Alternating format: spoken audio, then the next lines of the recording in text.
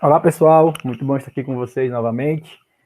Após discutirmos, apresentarmos a metodologia da disciplina, as atividades, as formas de avaliação, e isso foi no tópico 1, e também discutimos com vocês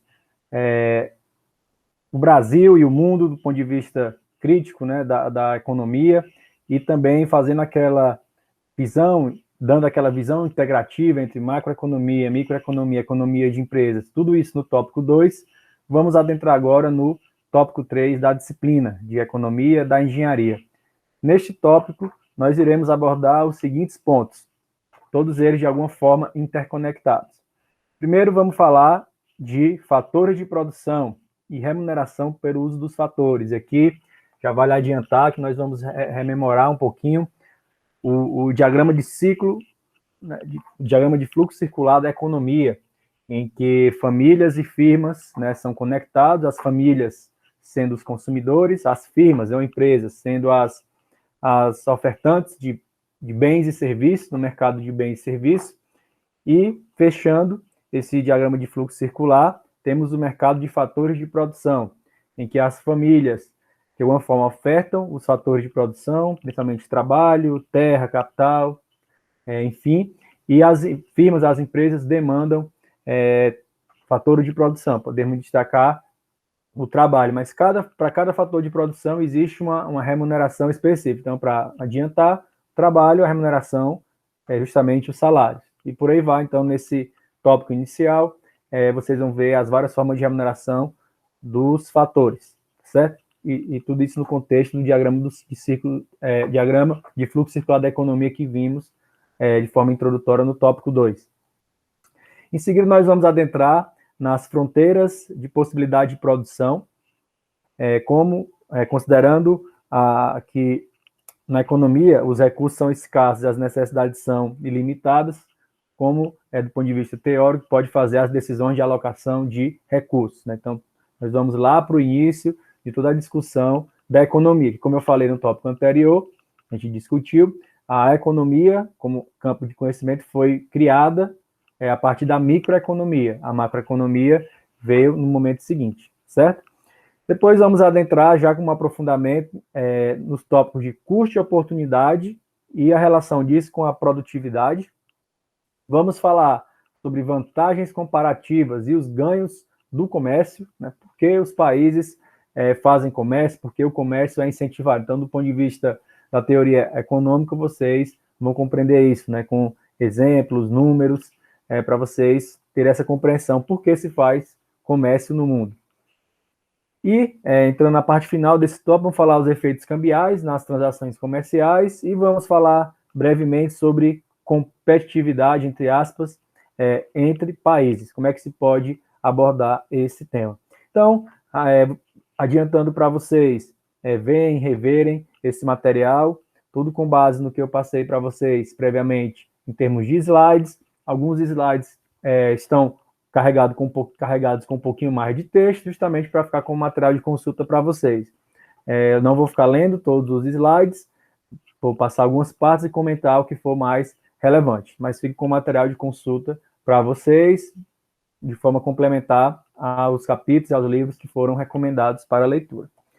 Então, iniciando sobre a remuneração, com a remuneração dos fatores de produção. Então, como eu já havia adiantado na introdução deste tópico, um fator de produção, dentro daquele diagrama diagrama de fluxo circular da economia, um fator de produção clássico é mão de obra, como é que é a remuneração, salários. Um outro fator de produção, capital financeiro, capital para poder fazer uma empresa girar, por exemplo, com a remuneração pelo emprego, pelo empréstimo de capital financeiro, os juros.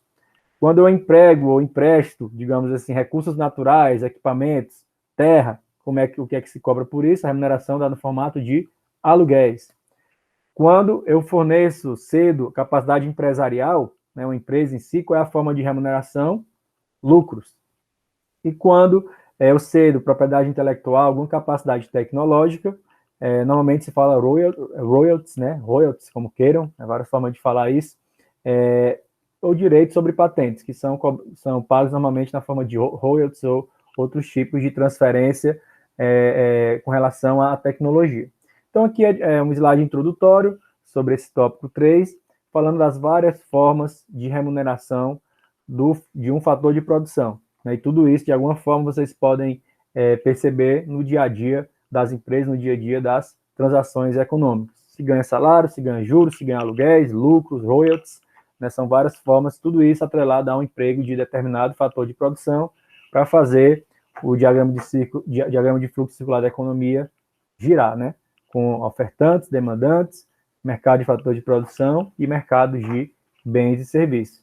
Lá no último tópico da disciplina, nós vamos abordar o diagrama de fluxo circular da economia, introduzindo o papel do governo, né? Até agora a gente não entrou governo, mas vocês sabem que o governo em si tem, de alguma forma, relação com famílias e empresas, né? De várias formas a gente vai apresentar isso ao final da disciplina, mas por agora não considerem isso, certo?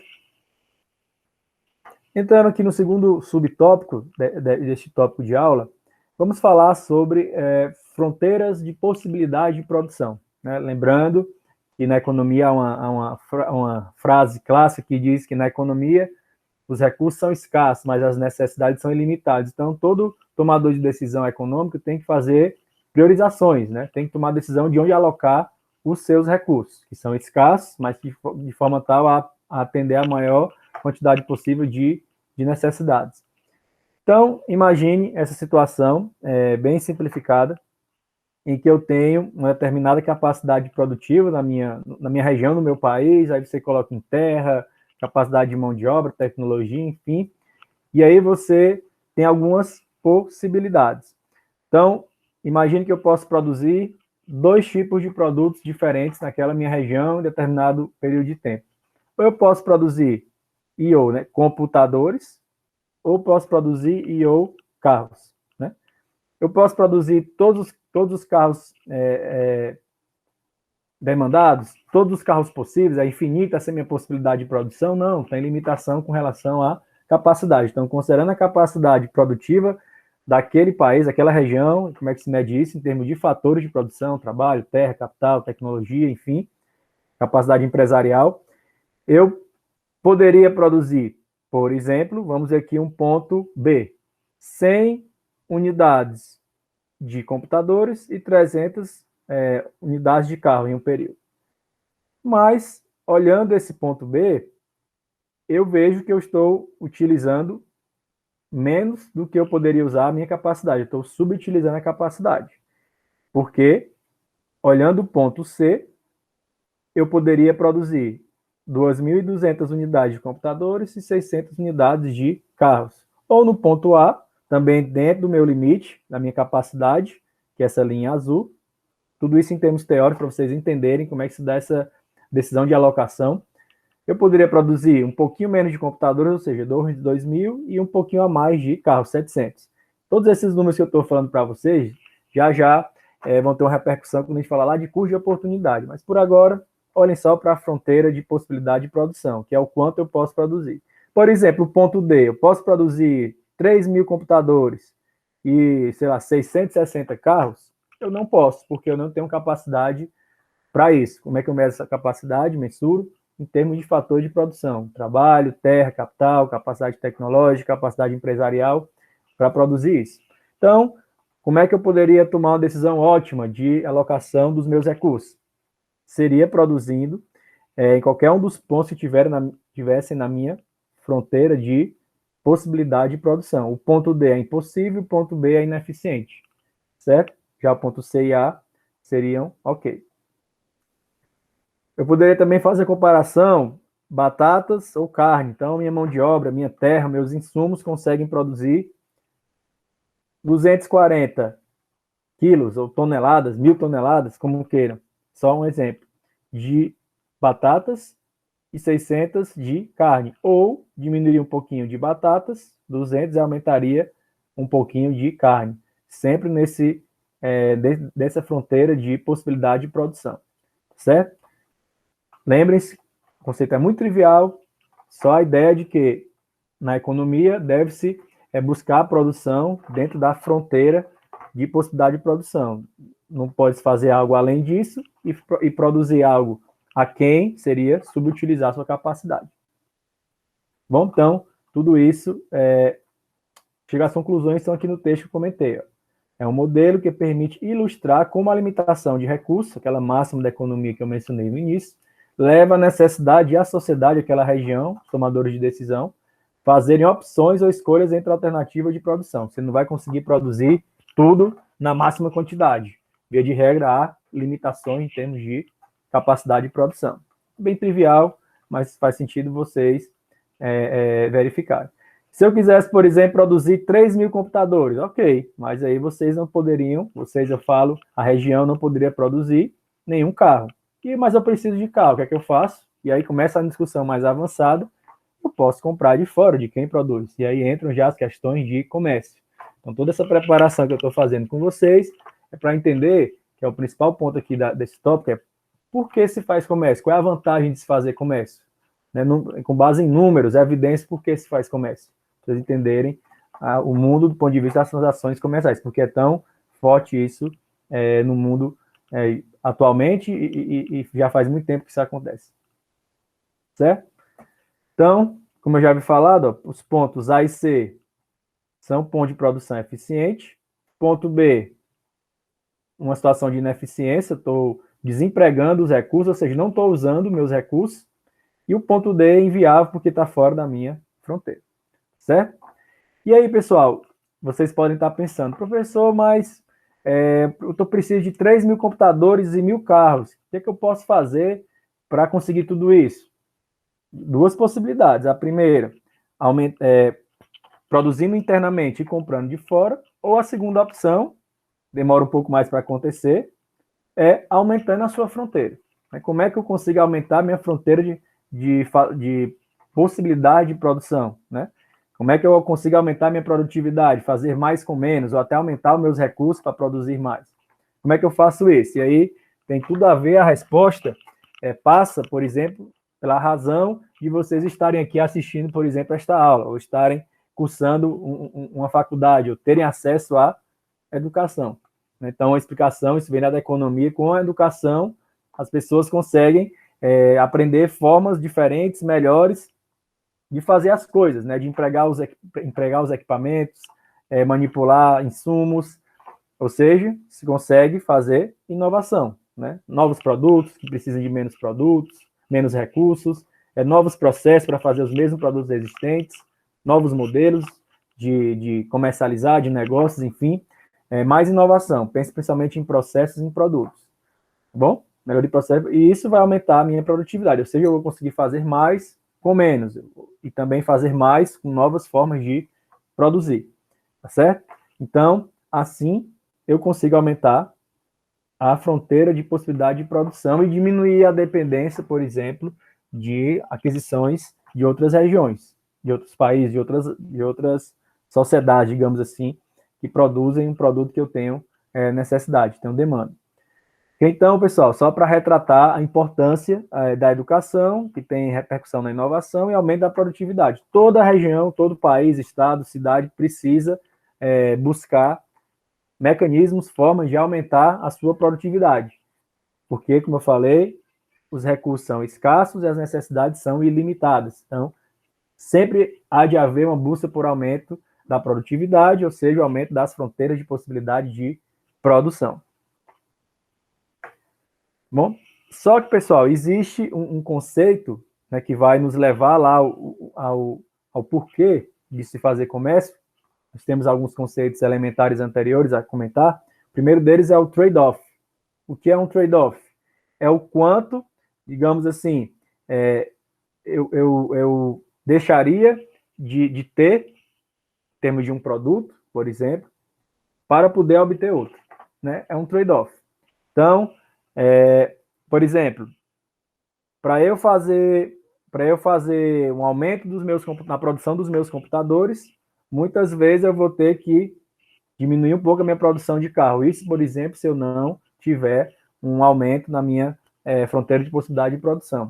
O conceito de trade-off leva outro conceito que já é um pouco mais concreto, para levar para o que de fato eu quero discutir com vocês, que é os ganhos de comércio, que é o chamado custo de oportunidade. Já devem ter ouvido falar. Custo de oportunidade, que seria? É o quanto eu deixo de obter, de produzir determinado produto para obter outro. Então, literalmente, é o custo do que se desiste para obter outra coisa. Então, professor, deu para compreender, mas ficou ainda alguma dúvida. Pode dar algum exemplo? Vamos dar um exemplo com base no que eu já tinha mostrado para vocês. Imagine que minha produção aqui de computadores seja 2.000. 2.000 unidades no ponto A. 2.000 computadores e 700 carros. Eu não fiz aumento da minha fronteira de possibilidade de produção. A capacidade produtiva é a mesma, em termos de região, né, daquela sociedade. E eu quero produzir 2.200 unidades, ou seja, eu quero aumentar 200 unidades de produção de computador em um período, um mês, um ano, sempre tem que determinar um período. Para eu fazer isso, aumentar de 2.000 unidades para 2.200, o que é que vai acontecer? Estou indo para o ponto C. Em termos de carros, eu vou ter que diminuir de 700 para 600 unidades, ou seja, há uma relação de 2 para 1. Para cada carro que eu deixar de produzir, eu vou conseguir aumentar a produção de 2 computadores. Ah, professor, mas a economia real não são só 2 produtos, são centenas de milhares. Ok, mas a lógica de alocação segue a mesma, certo? Então, ó, se eu deslocar do ponto A para o C, ó, a sociedade, a nação, aquela região, vai abrir mão de 100 carros para obter 200 computadores a mais. Esse é o custo de oportunidade. Esses tem relação aos trade-offs envolvidos de um produto com relação a outro. Então, aqui, em outras palavras, eu falei para vocês, ó, quando a economia está no ponto A, o custo de oportunidade de 200 computadores é igual a 100 automóveis. Então, eu posso comparar quanto custa, entre aspas, né, o sacrifício que eu tenho, qual o tanto de esforço que eu tenho que fazer para obter um produto com relação a outro. Então, 2 computadores seriam equivalentes a um automóvel. 200 computadores teria um custo de oportunidade de 100 automóveis. Então, essa relação de 2 para 1. Isso tudo, pessoal, estou falando para vocês entenderem o que está por trás, a base da teoria das vantagens comparativas e chegando ao principal, que é as vantagens do comércio. Né? Daí onde tudo começou a discussão do ponto de vista da economia. Então, vamos discutir isso. Como é que a gente pode satisfazer a necessidade de uma sociedade? Como é que eu posso produzir como é que eu posso garantir que todas as minhas necessidades, minhas demandas vão ser atendidas com produtos? Tem 2 formas, eu até comentei com vocês, por isso que eu falei que esse tópico tem subtópicos interrelacionados. Eu posso buscar ser autossuficiente, ou seja, produzir tudo internamente, sem comprar ninguém de fora. Tem até alguns países que procuram se fechar, né? Coreia do Norte tem exemplos, Cuba, entre outros. Não existe 100% de um país fechado, mas há países mais ou menos fechados, em termos de quê? De buscar produção autossuficiente sem ter muitas relações com outros países. Ou, um segundo caminho, seria se especializar em alguns produtos, e aí tem que ter os critérios de especialização, isso que eu vou discutir com vocês, algumas teorias por trás disso e algumas práticas. E, como eu não vou conseguir produzir tudo que eu quero, na demanda que eu preciso, eu vou realizar comércio entre outras regiões, entre outros países. Bom, então, o primeiro passo sendo autossuficiente, e o segunda forma, fazendo comércio. Então, eu vou trabalhar com vocês um estudo de caso, um exemplo bem clássico na literatura, para vocês verem os 2 modelos. Tudo isso começou com 2 expoentes, né, pessoas destacadas no campo da economia, o Adam Smith, lá com o livro de 1776, famoso, A Riqueza das Nações, e o David Ricardo, com seu livro de 1817, Princípios de Economia Política e da Tributação, que ele introduz, assim, de forma mais concreta, o princípio da vantagem comparativa, que é a base principal para se entender o porquê dos países, das regiões fazerem comércio, né? Então, é interessante vocês prestarem atenção nessa discussão sobre vantagens comparativas. Eu vou explicar para vocês, tem alguns textos, tem aqui passagens nos slides, mas eu vou focar no exemplo numérico para vocês entenderem esse princípio da vantagem comparativa em si. Bom, é importantíssimo a compreensão para que vocês entendam, de fato, por que se faz comércio, porque é vantajoso fazer comércio, certo? Tudo isso no campo não só da teoria, mas da prática que vocês visualizam no dia a dia das nações. Bom, então, como eu havia falado, eu poderia inicialmente pensar em fazer uma produção autossuficiente, né? Produzir com meus recursos, alocar, olhando internamente para a própria nação, onde é que eu consigo fazer mais, produzir aquilo que eu consiga ser melhor olhando internamente, ou eu posso olhar de forma comparativa a outros países, né? O nome da teoria, a teoria das vantagens comparativas. Vocês vão entender o porquê desse nome, como operacionalizar isso até em termos de cálculo. Tem alguns textos aqui, eu vou passar para a prática, né? Então, é só para vocês verem, ó, né? Eu posso olhar só internamente para o meu país, ó, essa vantagem absoluta.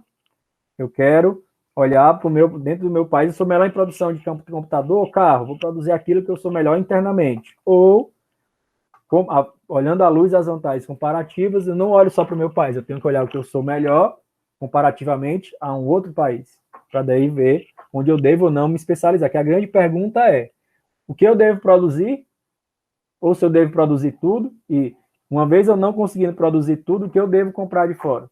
Essa é a grande pergunta, é a alocação dos recursos, a alocação dos fatores de produção, né? Essa pergunta que toda nação, todo agente econômico tem. O que produzir e o que, eventualmente, comprar de fora, para poder atender às minhas necessidades. Então, vamos a um estudo clássico. Vocês prestem atenção, revejam quantas vezes quiserem. Tem alguns conceitos que eu vou introduzir para vocês. Se não pegaram de primeira, revejam, vocês vão pegar com certeza. Tá bom? Então, vamos imaginar que nós temos aqui dois países, Portugal e Inglaterra. Portugal, muitos de vocês podem lembrar que tem uma certa tradição em vinhos, né? Já a Inglaterra tem uma tradição em tecidos, certo? Indústria têxtil, tecidos, certo? Então, vamos ficar com esses dois produtos, vinho e tecido, e esses dois países, Portugal e Inglaterra. E vamos aplicar os conceitos de vantagem absoluta, vantagem comparativa, e como isso repercute em termos de ganhos ou não de se fazer comércio. Então, vamos para o exemplo. Se os dois países tiverem produção única, o total de recursos, e aqui vem uma informação importante, isso é o ponto que vocês podem ter confusão, ó, toda a nossa capacidade produtiva vai ser mensurada em termos de uma unidade. Que unidade é essa? Toneladas de tecido equivalente. Tá bom? Tonelada de tecido equivalente. Certo? Respeitando lá a capacidade produtiva de cada país. Portugal é um pouco menor do que a Inglaterra, a população é menor, tem menos terra, enfim, cada país vai ter sua capacidade produtiva. E tudo isso vai ser mensurado em termos de tecido equivalente. Então, vamos aqui ao quadro. Eu tenho a minha capacidade de produção. Em Portugal, eu posso produzir 50 toneladas de tecido, tá certo? Ou, considerando as minhas restrições, número de pessoas, terra, ou 100 toneladas de tecido equivalente em termos de vinho, certo? Porque tecido equivalente é como se fosse a unidade de padrão de mensuração da capacidade, por isso em quantidade de homens, né, digamos assim, a capacidade em termos de recursos humanos, mas no caso aqui, para padronizar, uniformizar e poder comparar em tecido equivalente. Então, com a mesma terra, mesma capacidade em termos de mão de obra, eu posso fazer 50 toneladas de tecido ou 100 vinho, certo? Na Inglaterra, eu consigo fazer 400 toneladas de tecido ou 200 toneladas de vinho. De cabeça aqui, olhando de cara, dá para perceber que Portugal consegue fazer vinho melhor do que a Inglaterra e que a Inglaterra consegue fazer tecido melhor do que Portugal, sim, por causa do custo de oportunidade, que é o que nós vamos verificar nessa segunda seção do quadro. Lembrando que a unidade de mensuração é tecido equivalente. Com uma tonelada de tecido equivalente, eu conseguiria fazer meia tonelada de... para simplificar, 2 vezes mais fácil produzir vinho do que tecido, em Portugal. Com 1 tonelada de tecido, seria equivalente a 0,5 de vinho. É bem mais fácil fabricar vinho em Portugal do que tecido. Já na Inglaterra, é ao contrário. É 2 vezes mais difícil eu fabricar vinho na Inglaterra do que tecido. Este é chamado custo de oportunidade. O quanto eu tenho que abrir mão de uma coisa para conseguir outra. Então, ó, é 0,5 de vinho em Portugal, com relação a 1 tonelada de tecido equivalente, e na Inglaterra, 2 vezes mais difícil fazer vinho do que fazer tecido na Inglaterra, certo? E aí, dá números, a quantidade de recursos disponíveis, ou seja, minha capacidade produtiva, tudo isso mensurado em termos de tecido equivalente. Portugal é um país menor, eu consigo fazer capacidade de 50 toneladas de tecido equivalente, e Inglaterra 400 toneladas. E agora vocês conseguem visualizar o quadro geral. Ó, eu tenho 50 em Portugal. Ou eu posso fazer 50 toneladas de tecido, já está na mesma unidade, ou como fazer vinho é a metade, né? É só a metade da dificuldade de fazer tecido, eu consigo fazer 100 toneladas de vinho em Portugal. Inglaterra, eu tenho minha capacidade, olhando minha população, mão de obra, terra, imaginem, de 400 toneladas de tecido equivalente. Ou eu posso fazer 400 toneladas de tecido, ou, sabendo que o custo de oportunidade de fazer vinho na Inglaterra, né, é 2 vezes mais difícil fazer vinho do que tecido na Inglaterra, com as mesmas 400 toneladas de capacidade, eu consigo fazer somente 200 toneladas de vinho. Bom? E aí, fazendo a conta total, quanto é que foi produzido, qual foi a produção total? Eu teria ou 300 toneladas de vinho, reunindo os dois países, ou 450 toneladas de tecido. Poderia haver intervalos, né, e combinações internas com relação a vinho e tecido. Estou colocando aqui os números extremos, certo? Então, aqui, produção única, uma coisa ou outra, só para vocês irem sendo introduzidos aos termos e à forma de mensuração. O que mais pega aqui, eu peço que vocês revejam, é essa mensuração em termos de tonelada de tecido equivalente.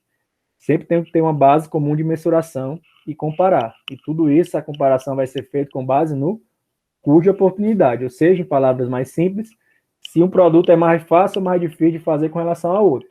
Revisando, fazer vinho em Portugal tem a metade da dificuldade de fazer tecido em Portugal. Já na Inglaterra, fazer vinho tem o dobro de dificuldade de fazer tecido. Bom? Então, já falei isso para vocês, o custo de oportunidade, expliquei. Então, ó, como conclusão, não interessa os recursos absolutos de cada país, mas sim a relação dos custos de oportunidades internos entre os produtos possíveis de ser produzidos. Portugal tem um clima mais ameno, temperatura, solo, etc., mais propício a produzir vinho. Já na Inglaterra tem uma tradição maior, mão de obra mais treinada, mais gente, mais propícia à tecnologia para fazer tecido. Então, é o custo de oportunidade de um produto com relação ao outro, considerando o próprio país. Bom, então aqui, nessa parte, é só para mostrar, Portugal é um país menor, tem menos capacidade produtiva, Inglaterra é um país maior com mais capacidade produtiva, esses números é só para ilustrar, certo? Resumindo, Portugal tem uma vantagem absoluta, isso foi óbvio, né? Eu falei para vocês repetidamente, de produção sobre a Inglaterra com relação a vinho, ou seja, fazer vinho em Portugal é mais fácil do que fazer vinho na Inglaterra. Em tecido são iguais, pois possuem o mesmo custo de oportunidade, tanto em Portugal como na Inglaterra. Qual a diferença da Inglaterra? Ela tem uma capacidade produtiva maior, né? Tem mais pessoas, mais terra, mais capacidade tecnológica, enfim. E aí vamos às situações. Fiz essa apresentação introdutória, vamos agora fazer as duas situações, sem realizar comércio, ou seja, produzindo tudo internamente, de forma a buscar autossuficiência, e segunda situação, fazendo comércio, ou seja, se especializando com alguns critérios em um tipo de produção e comercializando com outros países. A gente vai discutir justamente esses critérios. Vamos lá para a situação 1. Se os países produzissem apenas para consumo interno, ou seja, vou consumir somente o que eu conseguir produzir, ó, em relação à minha capacidade, sem a realização de comércio. Ou seja, eu vou me especializar nos produtos que têm maior vantagem absoluta, que eu sou melhor para fazer. As produções seriam as seguintes: né, quanto eu conseguiria entregar de bem-estar material, digamos assim, para a minha sociedade. Então vamos aqui, ó. Qual é a necessidade? A sociedade tem uma necessidade. Imagine que em Portugal eu tenha uma necessidade, né, de consumo, uma demanda de 50 toneladas de vinho, né, isso tudo em tecido equivalente, mensurado, e 25 toneladas de tecido. Já na Inglaterra, a população maior, a demanda, o que a sociedade demanda, né, tem necessidade, seria 100 toneladas de vinho e 200 toneladas de tecido. E aqui os totais, em termos de necessidade, 150 vinho e 225 tecido. Cuja oportunidade não muda, ou seja, fazer vinho em Portugal é mais barato do que, ou mais fácil do que fazer tecido, e já na Inglaterra, fazer vinho na Inglaterra é bem mais trabalhoso do que fazer tecido, certo? E agora, então, vamos à produção em si, né? A produção e os recursos utilizados. Para eu fazer tudo isso, eu vou fazer internamente, não vou fazer comercialização. Entender a demanda de cada país, só com produção interna no próprio país. Para eu fazer 50 toneladas de vinho, certo? Que é a demanda que eu preciso aqui para atender a demanda de Portugal, quantas toneladas de tecido equivalente eu preciso consumir? Ou seja, quanto eu vou precisar usar da minha capacidade, certo? Quanto eu vou fazer? Eu vou usar, em termos de recurso, somente 25 toneladas de tecido equivalente. Por quê? Professor, não entendi. Vamos lá. Para eu produzir 50 toneladas de vinho, eu só vou consumir 25 toneladas de tecido equivalente, que é a minha medida de capacidade. Por que isso? Porque eu falei para vocês, o custo de oportunidade para fazer vinho em Portugal com relação a tecido é a metade mais difícil, metade do trabalho que se dá. Ou seja, com 1 tonelada de tecido equivalente em termos de capacidade, eu consigo fabricar 2 toneladas de vinho. Por isso, eu só uso 25 toneladas de tecido equivalente, que é a unidade, para fazer 50 toneladas de vinho, certo? Já em termos de tecido, permanece a mesma coisa. Para eu produzir 25 toneladas de tecido, que é justamente a demanda que Portugal tem, eu vou utilizar 25 toneladas de tecido equivalente em termos de capacidade, tá bom? Qual o total? O total em termos de capacidade produtiva, em termos de recursos utilizados à minha capacidade, eu consumi todas as minhas 50 toneladas de tecido equivalente, que é a capacidade que eu tinha mostrado no slide anterior de Portugal, certo? Vamos agora à Inglaterra. Mais uma vez, a Inglaterra tem demanda de 100 toneladas de vinho e 200 toneladas de tecido. Aqui os custos de oportunidade, ou seja, fazer vinho na Inglaterra é 2 vezes mais difícil do que fazer tecido na Inglaterra. Para eu atender essa demanda, ou seja, 100 toneladas de vinho e 200 toneladas de tecido, quanto da capacidade da Inglaterra eu teria que consumir? Lembrando que eu estou produzindo tudo internamente. Para eu fazer 100 toneladas de vinho na Inglaterra, que é a demanda que a população tem, eu precisaria usar 200 toneladas de tecido equivalente. Mais uma vez, por que, professor? Eu falei, ó, para fazer vinho na Inglaterra, é 2 vezes mais difícil, mais trabalhoso do que fazer tecido. Ou seja, para eu fazer 100 toneladas de vinho, eu precisaria de 200 toneladas de tecido equivalente, que é a medida de capacidade. E para fazer as outras 200 toneladas de tecido, usaria as próprias 200 toneladas de capacidade, totalizando 400 toneladas de tecido equivalente, capacidade essa que eu tinha apresentado no slide anterior.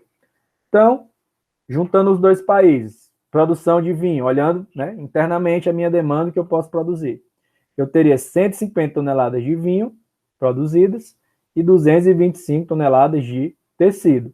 Atenderia a minha demanda Sim, porém não sobraria nada. Mas o país internamente, cada um dos países teria suas demandas atendidas de forma autossuficiente. Pode ser melhor que isso, só realocando a produção, os critérios de produção. Vou mostrar que sim, que é justamente de onde é que vem a teoria das vantagens comparativas, que justifica os ganhos do comércio. Bom, vamos aqui à situação 2. Se os dois países fizerem troca, ou seja, a realização de comércio, até coloquei em letras garrafais, especializamos como? Com base em que critério? Nos produtos em que tenham vantagem comparativa. Como é que seria o resultado da produção? Então, vamos ver aqui o resultado. A demanda dos países, as demandas são as mesmas. Portugal, 50 vinho, 25 tecido. Inglaterra, 100 vinho, 200 tecido. Totais, 150, 225. Cuja oportunidade é a mesma coisa. Fazer vinho em Portugal é mais fácil do que fazer tecido, e na Inglaterra fazer vinho é mais difícil do que fazer tecido. E aí vamos agora à minha produção e o meu consumo de recursos. Eu pergunto para vocês, fazer vinho é mais fácil em Portugal ou na Inglaterra? É mais fácil fazer vinho em Portugal, certo? Então, a teoria das vantagens comparativas é que ele fala, emprega a máxima quantidade de capacidade lá de Portugal para fazer vinho. E o tecido, mas eu não vou precisar aqui, ó, tem demanda por tecido, o que eu vou fazer? Compra de fora. Mas e se eu produzir mais vinho do que minha população de Portugal precisa? Vende esse vinho para fora. Essa é a ideia do comércio. Então vamos lá, com essa ideia de vantagem comparativa, como fazer vinho em Portugal é mais barato, é mais fácil do que fazer na Inglaterra, tecido é a mesma coisa, né? Vamos fazer tudo que eu puder empregar de capacidade, eu vou empregar na produção de vinho em Portugal. Então vamos lá. Qual é a capacidade que eu tenho em Portugal? 50 toneladas de tecido equivalente. Com 50 toneladas de tecido equivalente, eu consigo fazer quantas toneladas de vinho? 100. Né? Por que 100, professor? Terceira vez que eu explico, porque o custo de oportunidade é 0,5. É a metade, ou até a metade da dificuldade de fazer vinho com relação a tecido em Portugal. Então, ó, toda a minha capacidade de 50 toneladas de tecido equivalente, vou usar todinha em vinho e 0 para tecido. E isso vai trazer a produção de 100 toneladas de vinho e 0 tecido. Já vão notando aqui, eita, professor, produzi 100 em Portugal, mas minha demanda é só 50 de vinho. Tecido eu produzi nada e minha demanda de 25. Alguém vai ter que suprir isso. Vamos lá para a Inglaterra. A Inglaterra, ela tem, já tinha falado isso no slide anterior, 400 toneladas de tecido equivalente, né, em termos de capacidade. O que ela vai fazer? Ela vai produzir o mínimo possível para atender a demanda em termos de vinho e o restante vai especializar, por exemplo, em tecido. Então, vamos lá. Para eu fabricar 100 toneladas de vinho, certo? Perdão. Para eu fabricar 50 toneladas de vinho, Portugal já produziu 100. Tirando os 50 que ele demanda, sobram 50. Precisa produzir mais quanto de vinho? 50, né? Para completar os 150 de demanda total por vinho, considerando esses dois países. Para eu fabricar 50 toneladas de vinho na Inglaterra, quanto de capacidade eu vou precisar utilizar? 100 toneladas de tecido equivalente. Por quê? Quarta vez explicando para vocês. Porque o custo de oportunidade para fazer vinho na Inglaterra é 2 vezes mais difícil, né, mais trabalhoso com relação a tecido, certo? Fiz minha produção, vão sobrar, usei 100 das minhas 400 toneladas de capacidade, vão sobrar quantos? 300 eu vou produzir, por exemplo, tecido. Poderia produzir vinho também, ok. Vamos fazer tecido, isso daria uma produção na Inglaterra de 50 toneladas de vinho, 300 de tecido. Vamos ver aqui o total. Portugal, 100 vinho, 0 tecido. Juntando em termos de vinho com os 50 da Inglaterra, produção total, 150 toneladas de vinho. Consegue suprir a demanda, a necessidade dos dois países? Sim, ok. Por 0 a 0. E tecido? Produzi nada em Portugal e 300 na Inglaterra. Qual é a minha demanda total dos dois países? 225. Consegui produzir enquanto é os mesmos países, os mesmos recursos, só tomando decisões diferentes de alocação de produção. eu consegui produzir 300 toneladas de tecido, tendo uma sobra de 75. Então, poderia até haver outras trocas com outras regiões. Então, é um exemplo simples para mostrar como o comércio gera vantagens. Você se especializando naqueles setores em que você tem uma maior vantagem comparativa, certo? E fazendo comércio com outros países, para atender suas demandas, suas necessidades naqueles produtos que você não é tão competitivo. Né? Isso mostra bem, explica bem as divisões comerciais do mundo. O Brasil tem vantagens comparativas bem expressivas em termos de commodities, né? Produtos agrícolas, produtos pecuários, por exemplo, em outras áreas até industriais também, mas bem específicas. Estados Unidos, em microprocessadores, né? Portugal, vinhos, né? Enfim, cada país, cada região tem suas vantagens comparativas, e pela teoria das vantagens comparativas, tem que explorar justamente, intensificar a produção nesses setores que tem mais vantagens e comprar aquilo que você, de alguma forma, não tem tanta vantagem. Certo? É um modelo com 2 países, claro que na prática são bem mais países, bem mais produtos, mas a ideia por trás é de se incentivar o comércio, a existência da Organização Mundial do Comércio para estimular esse tipo de transação, vem dessa teoria das vantagens comparativas, tem um efeito prático na humanidade muito forte, certo? Então, resumindo, já falei para vocês, Portugal venderia vinho para a Inglaterra e compraria tecido que não produziu, por não ter vantagem comparativa. Inglaterra venderia tecido para Portugal e compraria vinho que não produziu, por não ter vantagem comparativa, certo? E aí, como conclusão, se os 2 países se especializarem nas áreas de produção, que tem o menor custo de oportunidade, ou seja, maior vantagem comparativa, ambos se beneficiarão mutuamente por meio do comércio. Né? Então, assim sendo, entende-se que com o comércio a humanidade tem mais acesso a bens materiais, consegue alocar de melhor forma a produção, certo? Só que, mais uma vez, não é tão trivial assim, tem muitos países, muitos produtos, e tem uma variável que eu não introduzi para vocês, que é a variável chamada câmbio. O câmbio, que é o preço de uma moeda com relação a outra, o câmbio uma moeda, cada país tem sua moeda, né? O câmbio também tem o seu impacto na definição dessa alocação ou não de produção, tá certo? O que é mais vantajoso, o que é menos vantajoso produzir em um país ou em outro, depende muito do câmbio. É por isso vocês veem diariamente nos jornais a discussão de câmbio, porque tem impacto no comércio. E tendo impacto no comércio, vai ter impacto também na alocação da produção, onde há maior vantagem comparativa para produzir determinados produtos, né? Isso é algo que é dinâmico, não é estático. Então, falando um pouquinho de câmbio, já tinha trabalhado isso com vocês presencialmente no tópico 2, né, comparando países, mostrando o histórico, principalmente o brasileiro. Nós vemos que o câmbio tem mostrando aqui a partir de 94, o plano real, começou 1 para 1, $1, R$1, chegou a ficar abaixo de R$1 ficou abaixo de $1, teve aqui uma max valorização, isso aqui no segundo governo Fernando Henrique Cardoso, presidente, teve uma estabilização, com quedas e altas, e aí, final de 2001, 2002, deu uma crescida, 2002, uma crescida veemente, que foi com a eleição do presidente Lula, né? Eu expliquei isso no tópico anterior, todo o contexto de política econômica envolvido com isso, não vou entrar aqui nos detalhes, chegou a quase 4, R$1 chegou a 4, $1 chegou a R$4. Com algumas políticas, algumas medidas, esse valor foi baixando com o tempo. Tivemos a crise de 2008, né? A crise do sistema financeiro, a quebra do Lehman Brothers, deu uma crescida no dólar, e a relação, uma das variáveis que impactam o câmbio é justamente a quantidade de moeda circulando no país. Então, se tem menos dólar no país, ou seja, os investidores tiraram o dólar do país, a tendência é que o dólar fique apreciado.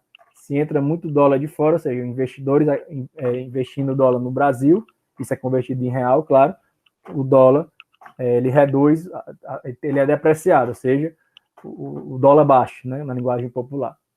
E aí, com algumas medidas anticíclicas tomadas pelo governo, voltou a baixar, tivemos aqui um vale de 1,53, um dólar, que valeria 1,53 real. Isso aqui, para quem gosta de viajar, comprar eletrônicos, fora importar, né, bens, que foi muito benéfico.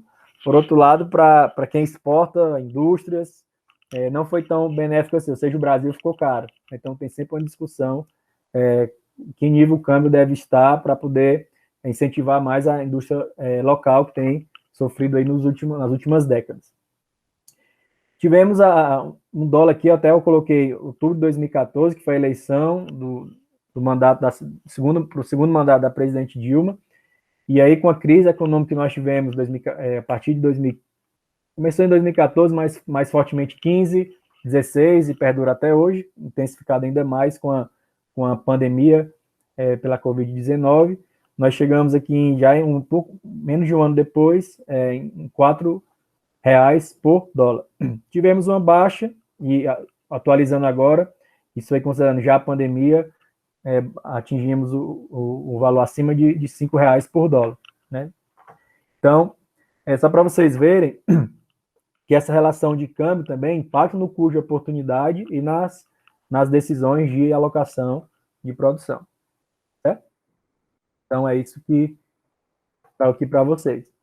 E considerando que o câmbio é uma variável sensível, né, para questões comerciais e decisão de alocação de fator de produção, mostrar para vocês aqui como é que o governo, de alguma forma, os governos intervêm no câmbio. Né? Aqui dando um zoom, peguei aqui de 31 de maio de 2011 a 7 de novembro de 2011. Aqui a linha representa a relação, né, real e dólar, ou seja, o câmbio, né?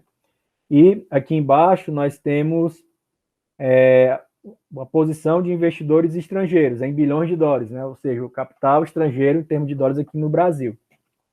Então, havia toda uma expectativa, né, após a crise de 2008, 2009, no Brasil não se consubstanciou, em 2010 tivemos um crescimento de 7,5%, então o mundo todo, de alguma forma, voltou os olhos para o Brasil. Teve até, comentei isso nas aulas, que teve uma reportagem de capa da revista The Economist, com o Cristo Redentor decolando, né? Brasil takes off, decolando. Então, o Brasil virou uma bola da vez para os investidores. Então, entrou muito dólar.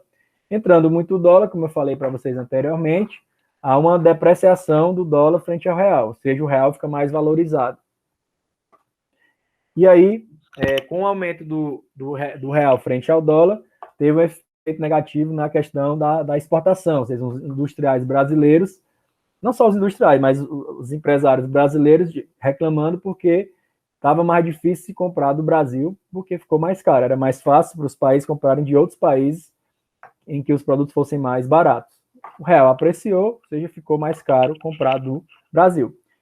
E aí, por que isso aconteceu também, né? As coisas interligadas. Eu comentei no tópico passado, na discussão com vocês, mas o que aconteceu? Uma das saídas do governo americano, eu tinha comentado isso, foi a impressão de dólar para a crise de 2008. Então, inundou a economia com trilhões e trilhões de dólares. E a moeda americana, ela não é utilizada só nos Estados Unidos, é utilizada no mundo inteiro, diferente do real, né, que é a moeda de troca e circulação aqui no país. Então, com isso, teve uma depreciação do dólar, ou seja, o real ficou mais apreciado, ficou caro comprar do Brasil, e tivemos problemas com empresas. Então, eu coloquei esse slide aqui para mostrar que, para tentar conter essa redução muito grande do dólar, foi feita, por exemplo, uma taxação por meio de IOF. Então, o investidor estrangeiro quer colocar dólar aqui no Brasil, vai pagar, não sei se foi 6%, teve uma alíquota de imposto sobre operações financeiras, justamente para tentar dar uma freada para esse investidor estrangeiro. E com isso, reduziu isso aqui, ó. Colocou o IOF, começou a reduzir o investimento estrangeiro. E também começou-se a fazer reduções de taxa de juros. Então, em comprar títulos do Tesouro Brasileiro não ficou tão atrativo mais como era anteriormente. Mesmo assim, taxas bem maiores do que nós temos, por exemplo, no contexto da Covid-19, para vocês terem uma noção comparativa. todos os números de Selic eu tinha mostrado no tópico 2 também. Vocês podem revisitar lá nos slides. Então, teve IOF, redução da taxa de juros, né, começou-se a diminuir os investimentos estrangeiros, ou seja, a entrada de dólar. Diminuindo a entrada de dólar, teve um aumento do câmbio. Né? Um patamar de 1,53, como eu mostrei, para 1,90, quase 2, teve um aumento de alguma forma sensível. Só para mostrar para vocês como o câmbio é uma variável que impacta as questões comerciais, a alocação de fator de produção, por isso que os governos, todos os países têm de alguma forma estimular ou desestimular o câmbio para fazer sua política econômica. Eu trouxe isso aqui mais como um complemento ao que nós discutimos no tópico passado e sobre o que nós discutimos sobre vantagens de comércio. Bom, e para fechar esse tópico, um slide apenas, falar sobre competitividade entre países. A pergunta que se faz é, dá para se falar em termos de competitividade entre países? Pode-se falar isso? Há duas correntes, uma que diz que sim e outra diz que não. E eu vou mostrar as duas para vocês formarem a opinião. Então, na primeira corrente que sim, tem vários indicadores de competitividade, tanto do Fórum Econômico Mundial como da Universidade de Oxford, colocando os países em termos de quais são os mais ou menos competitivos, né? Ou seja, tem mais liberdade econômica, facilidade, dificuldade de abertura, fechamento de empresas, estrutura, infraestrutura, enfim, vários indicadores se compõem esse ranking de competitividade. Porém, a linha dos que falam que não, diz o seguinte, ó, não faz sentido se falar em competitividade entre países. Dá para se falar em competitividade, sim, em termos de setores de atividade econômica específico, certo? Então, ó, por exemplo, os Estados Unidos não são competitivos em fabricação de máquinas de lavar, e são em computadores, certo? Então, deixar claro que um país como um todo não pode dizer que é mais competitivo que outro, e sim algum setor de atividade econômica. Bom, então, no Brasil, produção de etanol, né? É mais competitivo que produzir etanol a partir da cana, por exemplo, mais competitivo que produzir etanol a partir de milho. Né? Cada país tem suas vantagens. Então, o Paul Krugman, que é um notável economista, ganhou o Prêmio Nobel em 2008, ele falou que a competitividade é uma palavra sem significado, certo? Quando aplicada a economias nacionais, ou seja, dá para se falar de competitividade em termos de setores. Então, duas linhas de raciocínio para vocês verem as duas lógicas, mas esse ranking de competitividade traz luz para ver quais pontos devem ser destravados na economia para que, de fato, haja um ambiente mais propício para os negócios, para a comercialização. Tá bom? E fechando aqui esse tópico, alguns termos específicos, isso aí vocês vão até ver ao longo do curso de vocês, outras disciplinas. Como é que eu sei ou não se um produto é competitivo internacionalmente? Ou seja, se está valendo a pena que eu produzir internamente ou se é melhor comprar de fora. Então, um produto é competitivo internacionalmente se o preço de fronteira, ou seja, o preço que eu vou poder vender para o meu comprador, ou eu comprar dele também. Como é que se mede isso? É o preço CIF. CIF é um signo em inglês chamado Cost, Insurance and Freight. O que é que significa isso? É o preço já considerando o custo de produção, as margens de lucro do produtor, claro, os seguros e o frete para mandar de um país para outro, certo? Ou seja, quanto é que custa um produto vindo da China aqui no porto do Pecém, ou seja, está em casa já, considerando o custo lá do produtor, o lucro do produtor, o frete de trazer de lá para cá e o eventual seguro. Então, se esse custo vindo de fora para cá for mais caro, for maior do que o preço de exportação, FOB, ou seja, o preço que eu tenho, FOB é um termo free on board, ou seja, só não considera os custos com seguro e frete. Então, se for mais barato, o custo FOB aqui dentro, com relação ao preço CIF vindo de fora, está valendo a pena eu produzir internamente. Mas é bem óbvio, né? Mas se é mais barato eu comprar de fora, mesmo vindo lá da China, com frete, é mais barato eu comprar de lá do que produzir interno, então meu produto não é competitivo. Isso acontece em vários setores, setor metal mecânico, têxtil, e o câmbio é uma variável sensível nesse processo. Dependendo da questão do câmbio, pode-se ter distinções, diferenciações, mudanças em comércio e decisões de alocação de fator de produção, ou seja, melhor produzir em casa ou melhor comprar de fora produzindo lá na China. Tem que fazer essa comparação de preço, tá bom? Preço CIF e preço FOB. Então, pessoal, assim nós encerramos esse tópico 3. Aqui nós temos todas as referências, artigos internacionais, livros, acessos a portais, instituições de pesquisa, para fundamentar cada um dos tópicos que nós trabalhamos. Em termos de literatura de livros, está aqui cada um dos principais livros que eu passei como literatura básica para vocês, e aqui considerando os capítulos específicos em que são tratados os assuntos vistos aqui. Vocês podem ver que alguns livros trazem mais no início e outros livros em capítulos mais posteriores. Certo? Então, acessem, se não todos, mas pelo menos um dos livros para poder aprofundar o que nós discutimos aqui na nossa aula. Ok? Obrigado e até a próxima.